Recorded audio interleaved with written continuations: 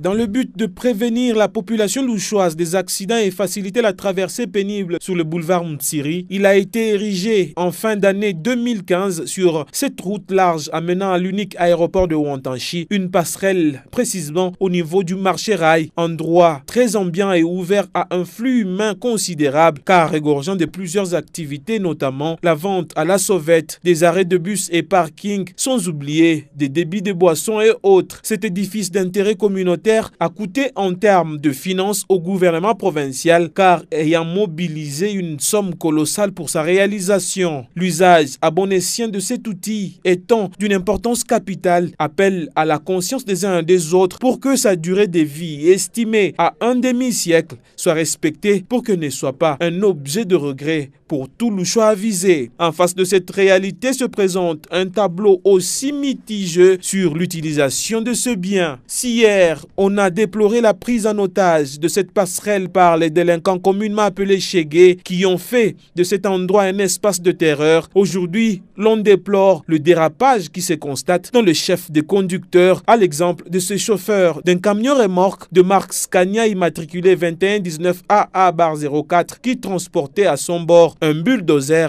dont une partie a percuté la paroi transversale de l'unique passerelle de la ville de Lubumbashi la semaine d'avant. Un témoin essaie de retracer les faits à ce sujet. Pour tirer,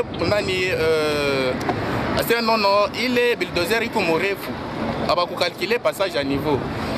Njo pale asewa bapite basha kupita kisha kupita akupita ile mukulu yake mashi yake inakuwa kubomba monani mu passerelle inavunja pa ile fashi ile. Et puis après njo wanaanza kurudia kia mu Kongo. Mais tu vas remarquer que mu vile aruvunja na hii malata dinaanza kutenka na bale bantu be napita wanaanza kushikia saboka. Mais mimi najua sema hii passerelle barika musanse bantu wanze kupita pour éviter ma accident. Mais hapo bantu wanaanza kushikia boka ba mingi benapitia paka chini.